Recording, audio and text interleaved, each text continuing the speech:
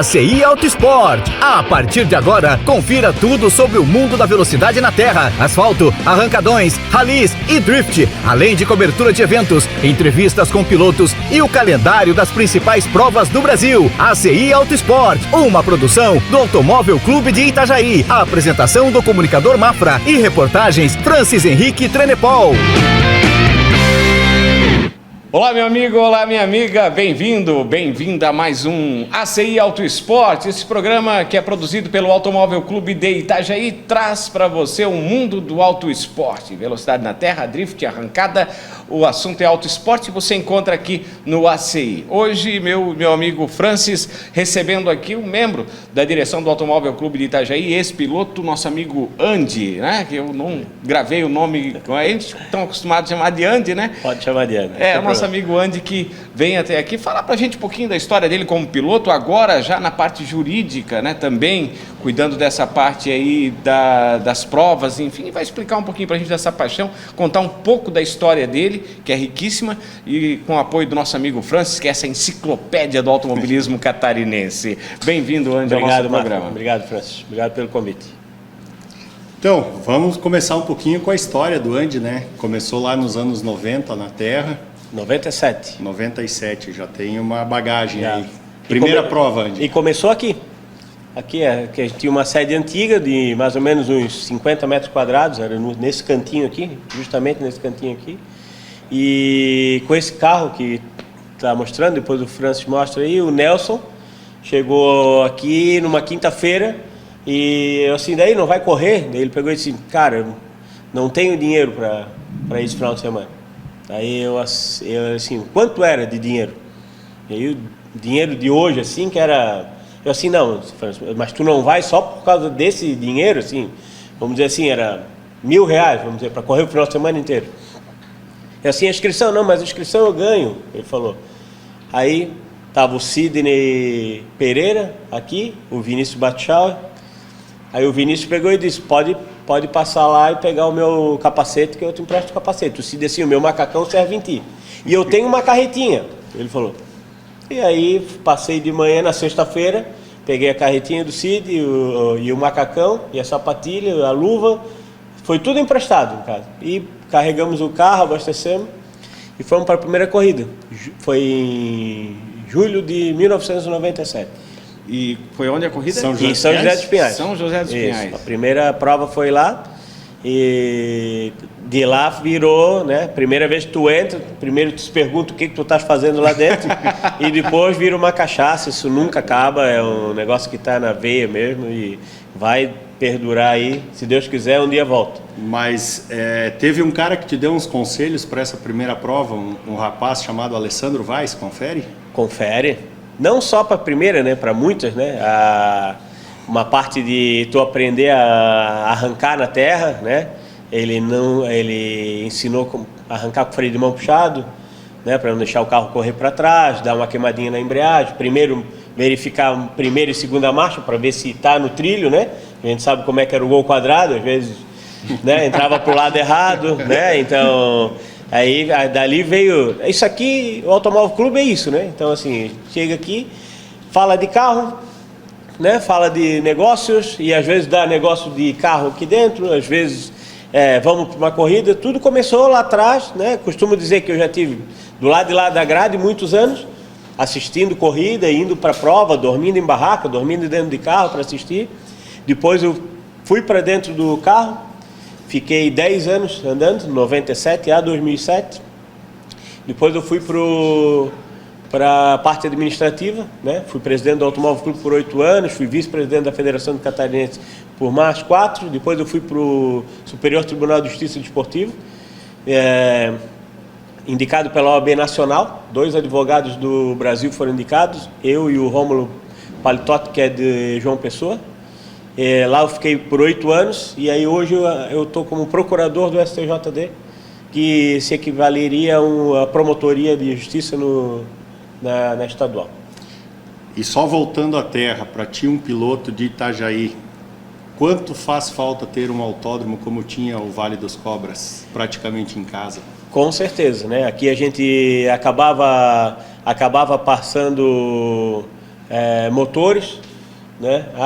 Às vezes sábado pegava o carro e ali precisava passar o motor, né? A gente veio de uma época que dinamômetro era muito difícil, né? Tinha dinamômetro com freio a água só, né? Tinha que tirar o motor, botar numa bancada, frear. Hoje dinamômetro de rolo ficou muito mais fácil para tu passar um carro. Mas antigamente tu tinha que ir para uma pista, né? E não podia andar com o carro na rua, né? Então acabava indo para o autódromo, né? Aqui realmente faz muita falta, um autódromo perto, né? E agora terra é paixão, né? Tem que gostar muito para continuar. E eu corri 2 anos e meio no asfalto, mas terra, como vocês já entrevistaram outras pessoas, né? Terra sempre marca, né?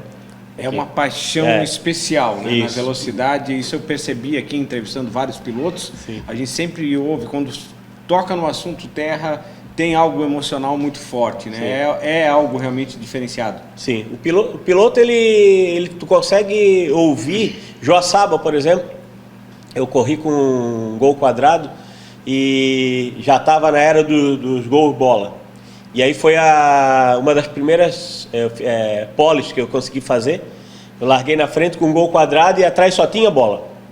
Quando eu passava quando aquela arquibancada levantava, apesar de todo o ronco do motor, não sei o que, era aquela... Eles estavam torcendo, não pelo piloto, estavam torcendo pro Gol mais velho chegar na frente dos mais novos. Davi contra Golias. Isso aí, né? Então foi um negócio bem engraçado, né? Eu não ganhei a prova, fiquei em segundo.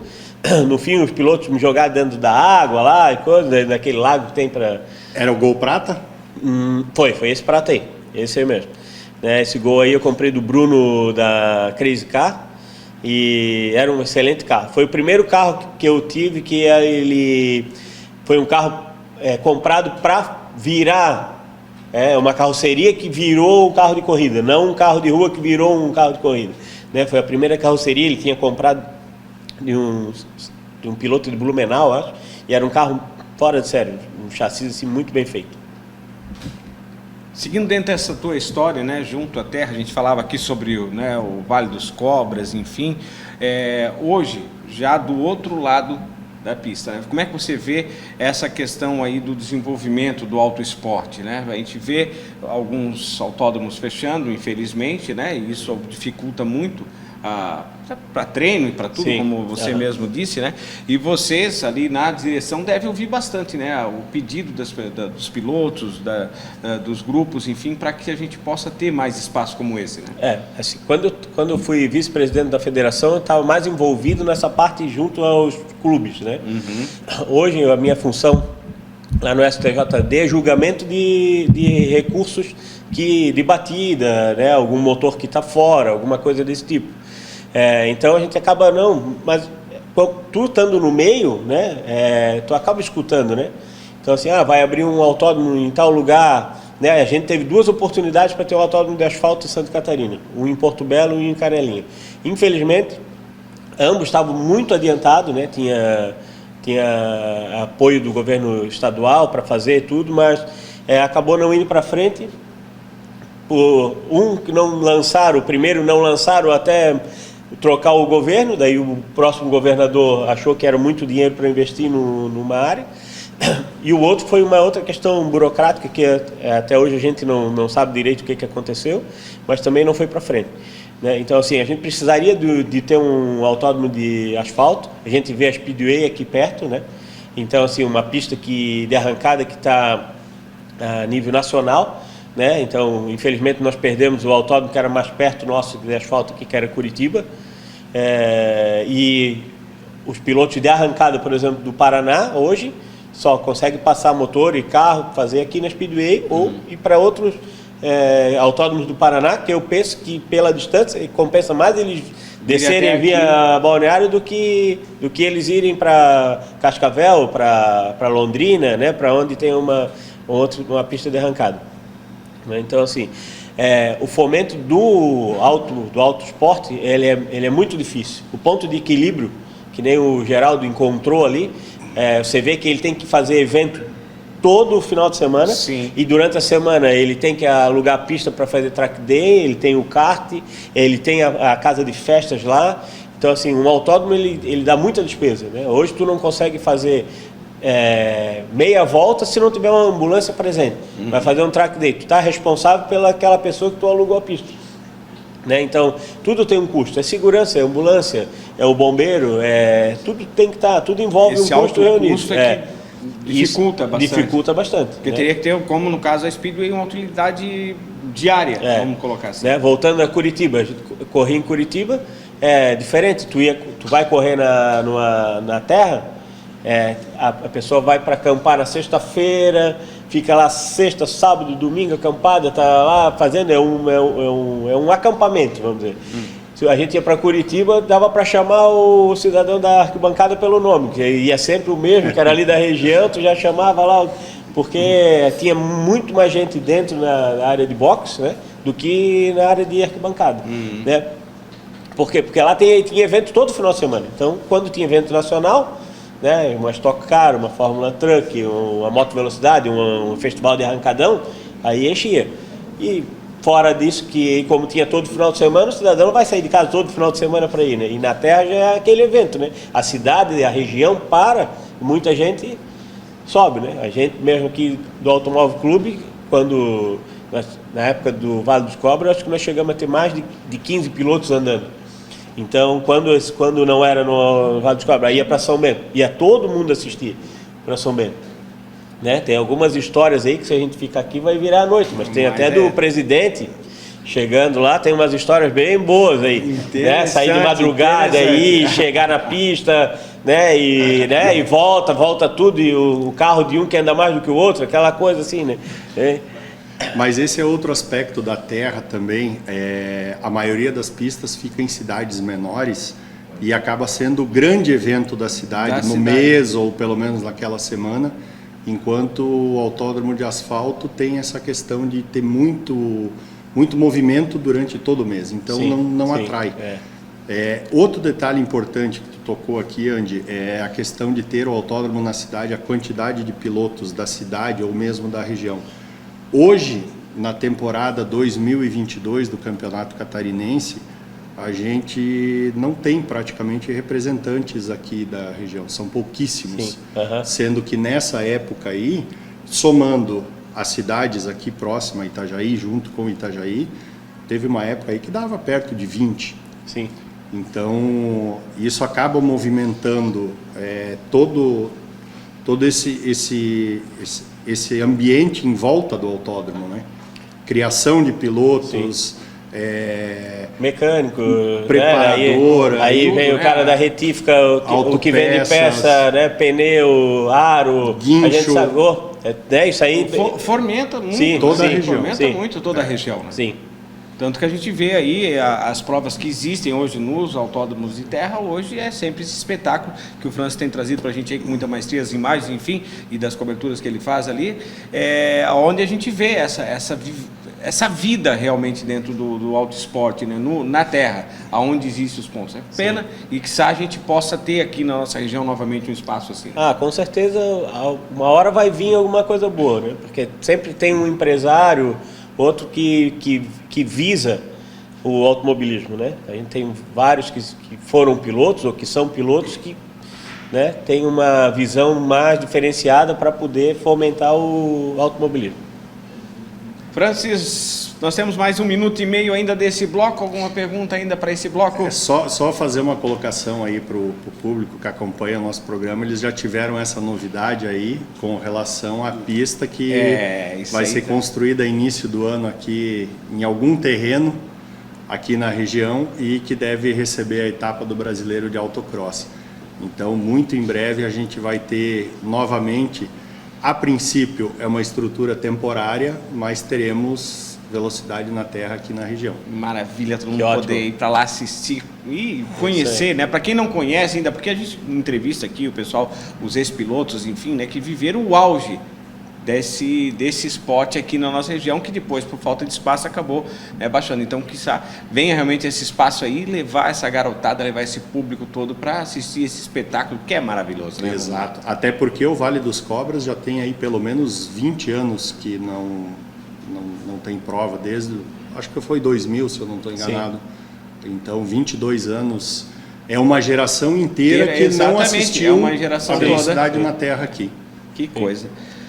Vamos para o giro de apoio, rapidinho, a gente já está de volta daqui a pouquinho com a CI Auto Esporte, hoje recebendo o integrante daqui do Automóvel Clube de Itajaí, nosso amigo Angie, junto com o Francis, e a gente volta já já. É rapidinho, 2 toques, eu tô de volta. Segura aí. Você está assistindo o programa ACI Auto Esporte, o programa para quem é apaixonado por velocidade, grandes máquinas e fã de pilotos incríveis. Produção Automóvel Clube de Itajaí e apresentação Mafra. Voltamos nesse bate-papo super bacana com um membro da direção aqui do Automóvel Clube de Itajaí, o Andy, e o assunto em pauta agora, Francis, é Fórmula 1, é isso? Fórmula 1, o Andy visita os bastidores da Fórmula 1 aí, faz um passeio, sempre que tem provas aqui no Brasil, faz um passeio aí pelos boxes. E agora a gente vai tentar tirar um pouquinho dele o que rola que a gente não vê nas transmissões. Qual é a pegada por trás dos boxes? A pegada é que existe tie-lap, o porca-gato, né? Existe aquela fita prata. A tecnologia também existe, né? Eu já presenciei, por exemplo, o mecânico da Ferrari com uma esponjinha e sabão tentando achar um furo no pneu. Olha só. Então isso aí lá também tem, né? Quando o Felipe Massa andava, tinha uma carenagem dele sobrando em pé no box da Williams, e o engate debaixo do banco dele, do final da carenagem, é um clique daquele igual de salva-vida, assim, aquele clique. Então, assim, tem várias coisas que a gente acaba vendo, acha que é tudo perfeito, mas também vi um carro ligar e acelerar sem ninguém estar perto, né? O cara no computador, fazendo o carro pegar e acelerar no notebook. Então, assim, tem toda uma diferença, né? Então, assim, por conta do que eu passo lá no STJD, a gente não tem salário. A gente trabalha um ano inteiro, né, dedicado, fazendo, né, agora na função que eu estou, tem uma reunião por mês mais ou menos, ou 2, dependendo de batida e tal, porque nós somos 3 procuradores. E aí é um trabalho jurídico que tu tens que fazer, é uma ação nova a cada vez que entra, né? E aí a forma de pagamento, como não tem um jeton, que a gente chama, que era a programação, que era um recebimento, a CBA acaba proporcionando essa ida para a Fórmula 1 e o acesso da área restrita, que seria na área de boxe, né? A gente não pode entrar. E tem um amigo que é esse que eu mencionei, que é o outro advogado de João Pessoa. Ele morou muito tempo na Espanha e acompanhou várias vezes os pré-treinos de temporada e acabou fazendo amizade com pessoas da Ferrari e tal. E quando chega no Brasil, ele usa dessa influência dele para a gente sair, porque na visitação do box tem 2 caminhos. Um tem uma fita, que é o público que tem acesso ali fica, e tem uma segunda fita que seria só para convidados da equipe. E por 2 oportunidades a gente conseguiu entrar lá e ir lá do lado do carro. E depois que a Liberty assumiu, há uns anos atrás, tu não conseguia tocar numa asa de carro, tu não conseguia tocar em nada. Hoje eles só pedem para você não bater foto da motorização, quando ela está sem a capa. E ali deve ter algum segredo que pela foto alguma outra equipe pode descobrir, então eles não deixam tu bater a foto da motorização. Mas hoje tu consegue bater lá, eles botam uma asa no chão, eles te dão um volante para você conhecer o volante, o peso, a quantidade de botão, tal, o capacete de piloto. Hoje americanizou mais, e aí eles deixam o piloto mais próximo do público. Antigamente era um negócio mais, o piloto estava lá e o público estava aqui, se tu quer ver, o carro está lá, se quiser ver daqui tá bom, senão para eles estava bom também. Hoje eles querem cativar, cada um quer cada vez cativar mais o seu público, né? Para que tu vire, né? Eu sou ferrarista de criança, né? Tá sofrendo então? Tô sofrendo, faz tempo, né? Mas assim, adoro assim o ronco dos motores da Ferrari. Eu acho que tenho certeza, né? Na época que era o V12, V8, V10, não tinha ronco, né? Ele passava fora do muro do Interlagos, tu sabia que era uma Ferrari que estava passando, era fora de série, né? Era um negócio absurdo assim, de diferente a motorização. Então, E para ti que acompanha ao longo desses anos todos a Fórmula 1 sempre em loco, essas mudanças que foram feitas, especialmente de escapamento, melhorou o ronco? Está mais parecido com o que era? Não, nada.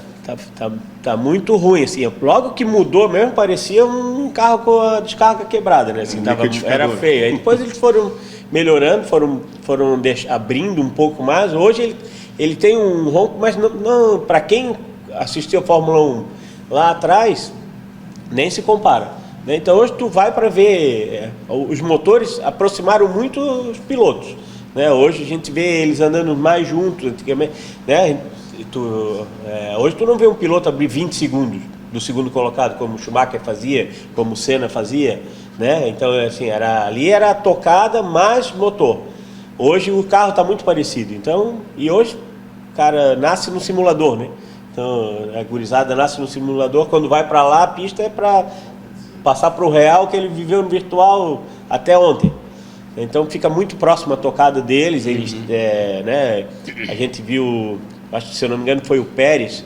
Ele fez uma simulação de olhos fechados. Eles botaram, pode largar. Ele fechou os olhos, ficou com o volante na mão e estava passando atrás a pista que o carro estava andando. E ele fez todos os sentidos da pista igual como se ele estivesse virando dentro do carro, sem olhar. Então eles decoram a pista, onde freia, onde tu pode acelerar.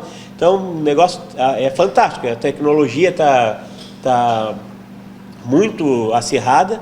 Mas tudo que é feito lá vai ser transferido para um carro de rua um dia, né? Então, tudo, ABS que a gente viu lá nos anos 80, 90, quando chegou nos nossos carros, estava super já testado e aprovado, porque veio de uma Fórmula 1. Isso até é um ponto interessante destacar, o laboratório que o automobilismo é para os carros de rua, né? Sim. Várias coisas que foram testadas e aprovadas, Fórmula 1, Fórmula Indy, acabaram vindo para a rua.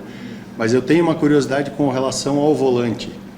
Ele é pesado? Ele é leve? É pesado. É pesado? Não é assim, é fibra de carbono. A borboleta a gente acha que é um negócio que tem que puxar muito, mas é um botãozinho mesmo, é um negócio assim que a borboleta é para ele não ficar com o dedo no botão, é um negócio muito coisa. A embreagem aqui embaixo, né? Puxa os dois para poder... Alguns puxa e alguns é só um botão. E aí... Aquilo tudo ali não me pergunta o que é, porque é né, modo 1, modo 2, modo 3, aquilo hoje é feito tudo pelo computador, mas antes era para tu controlar o sistema do motor.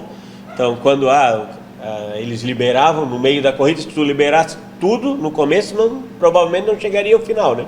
Então no final, tá ali numa disputa, então eles liberam para aquela certo tipo de volta, eles liberam aquele... Hoje ele é feito tudo por computador, então o número de botões ele diminuiu um pouco, né? Então já tá mais ali, tem hidratação, tal, tem botão de hidratação de falar, o botão da ré. Então tem uns que o contagiro tá o shift line tá no próprio volante, né? Então ele vai crescendo, quando chega tá na hora de trocar marcha. Essa tecnologia toda tira aquela coisa do piloto mesmo? Quer dizer, uma opinião pessoal. Quero uma opinião pessoal. Opinião pessoal tira, né? Ficou mais fácil, ficou mais junto. É isso que eu estou falando. Assim, hoje tu treina no simulador e quando tu chega lá, o carro, eles conseguem, por exemplo, botar um sistema de controle de troca de marchas que o carro tanto troca para cima quanto reduz, troca para baixo, no ponto tu tá certo da pista. Então aquele negócio que a gente vê no videogame, tu bota, tu quer que bote para trocar marcha sozinho? Lá também tem, né? E daí tu pode só reduzir a hora que tu precisar, que deu alguém te trancou, não sei o que, tu pode reduzir, depois ele já toca sozinho. Então ficou um negócio mais. Agora tu imagina, por exemplo, no tempo do Ayrton Senna, eram 6 marchas, né? Manual com embreagem. Não tinha troca sequencial. Depois que veio o câmbio sequencial, depois que aumentou o número de marchas, né? E aí o volante provavelmente muito mais pesado do que hoje, né? Os pneus eram mais largos, o sistema de caixa de direção era cremalheira, né? Hoje é elétrico, então, né? O Copersucar, eles usavam o sistema de direção do Chevette. Né? Mas nessa época aí do Senna e companhia, era normal os pilotos saírem com a mão cheia de bolha de tanta troca de marcha que fazia. O Chevette é um bom doador e um ótimo receptor. Alô, povo do Chevette! Os cheveteiros piram. E com o pé molhado. Aí já deixo contigo. Mas só falando ainda dessa questão aí de que hoje parece mais um videogame, eu teria muita curiosidade de ver, óbvio que isso nunca vai acontecer, mas um piloto desse de Fórmula 1 num golzinho aqui na Terra. Pois é. Eu acho que ia apanhar, hein? Mas tu tivesse a oportunidade de ver o Zonta. Não, mas o Zonta ainda é de uma outra geração. O Zonta andou numa categoria em Jaraguá do Sul comigo. Ele andou já eu tava com de Ômega. esse Gol, e na época ele andou de Opala. Isso. O Opala feito pela equipe do Franzói, lá de Curitiba. E ganhou a prova naquele dia e ele estava sem freio. Total certeza que estava, que depois a gente foi lá ver. E aí ele usava marcha para frear. Ele vai estourar, não estourou o motor, né? Ele foi fora de série. E aí o Arildo pegou um Gol, que eu não sei se era um reserva, alguma coisa, botou ele para andar lá. E ele andou bem, mas não conseguiu ir para frente, porque tração dianteira para traseira tem uma diferença grande, mas é um baita de um piloto também. Sim, sem dúvida. Mas ele já estava naquela tecnologia embarcada lá, né? E ele veio e teve que voltar para cá, para embreagem, para câmbio. Mas ele teve uma escola mais raiz, porque o pai dele foi piloto de Dojão, ele correu de marcas no asfalto, foi campeão mundial de turismo. Mas essa geração aí que já vem do botãozinho programado... se for pegar um carro desse... eu não sei nem se eles conseguem dirigir com câmbio. É só tu procurar o vídeo do Hamilton, quando andou com a McLaren do Senna. Né? As primeiras voltas, depois quando ele saiu, ele disse, mas não sei como sair. Né? Tanto que primeiro o corpo fica muito exposto. Né? Depois marcha, e aí marcha, embreagem... vira, freia, quer dizer, é mais de uma função, né? Hoje ele está ali e, como eu falo, né? O carro basicamente ele faz, um joystick na isso, frente. basicamente ele faz quase tudo sozinho, né? Ele está ali só para virar o volante ali, porque se deixar, com certeza o engenheiro consegue acelerar, frear, trocar mapa de motor e tudo lá de dentro do carro. Tanto é que recentemente a gente teve um caso na NASCAR de um piloto que imitou uma manobra que ele treinava no videogame, de jogar o carro no muro e usar o muro para acelerar. Isso aí mesmo. Né? É loucura. E falar vamos aproveitar o espaço aqui, né? O Barrichello foi campeão ontem com 50 anos de idade. Campeão mais velho da história da Stock. Tem que bater palmas para ele, porque né? Eu sou fãzaço dele mesmo. E tem miniatura do carro, e chapéu, e boné. Assim, eu tenho uma admiração muito grande por ele estar competitivo ainda. E a vibração dele é sempre de um menino, né? A vibração dele é de um menino, isso é legal. Foi muito bom, muito bom mesmo. Fantástico, fantástico. Senhoras e senhores, temos mais 2 minutinhos de programa ainda, Andy. Vamos falar um pouquinho rapidinho aqui sobre esse lugar maravilhoso, abençoado, que é o Automóvel Clube Itajaí. Automóvel Clube, fui convidado para... O clube tinha menos de um ano de existência, 1990 para 91 ali. O Vilmar Mesado, que tu já entrevistaste, o Beno, me convidou, meu padrinho aqui dentro, né? Ele que assinou a minha ficha. A gente tinha para você entrar no clube, tinha que ter o aval de um dos diretores. Né? Então eu passava e daí 3 sócios tinham que abonar também, tinha um critério para poder entrar. E aí eu entrei no clube, era na garagem, se eu não me engano, do Nene do Elcio, ali na Rua Silva. E de lá para cá, aí o Marcelo Xavier, que é advogado, que é meu amigo, me convidou para ser vice-secretário, ele era o secretário. Na primeira reunião que ele teve oportunidade, ele saiu e me deixou de secretário. E aí o negócio veio, depois eu fui diretor, depois fui presidente por 8 anos consecutivos. E daqui saí para ser o vice-presidente da federação. O Vinícius assumiu o meu lugar aqui, eu fui para Florianópolis.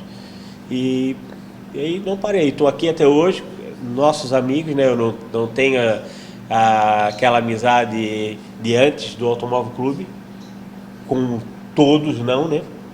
Mas com muitos eu tinha, né? Sempre fui apaixonado por carro e tinha uma lanchonete que todos se encontravam, que era o Zebrão, que era do lado da Marcos Condes, do lado do hospital. Então ali era o encontro, e dali saía o negócio, vamos para corrida. Tu queria saber se tinha corrida, tinha que ir lá, né? E quem que ia, tinha que ir lá. Então daí ali saía carona, ou a gente ia junto, tal. Então saía, ali era a organização. E de lá para cá virou uma amizade que tem mais de 30 anos, né?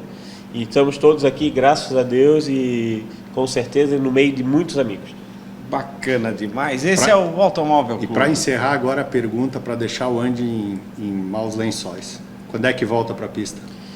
Brevemente. Tu sabe que esse ano quase deu. Mas quem sabe ano que vem a gente... Eu já fiz um convite, viu, Mafra? Eu já fiz um convite. Quem sabe ano que vem, em 2023, a gente bota mais um... Eu vou seguir aí a orientação do Francis. Francis disse, vamos comprar um quadradinho, vamos lá correr na TCC comigo. Eu disse, então tá bom, vamos ver se ano que vem vai. Que maravilha! Tá, vem coisa boa por aí. 2023 promete, então. É isso aí. Maravilha. Senhoras e senhores, Francis, mais alguma consideração, meu querido? É isso aí, agradecer a presença do Andy, muito bacana o papo. Eu que agradeço a oportunidade, né? O programa é show de bola, show de roda, como diz o meu amigo.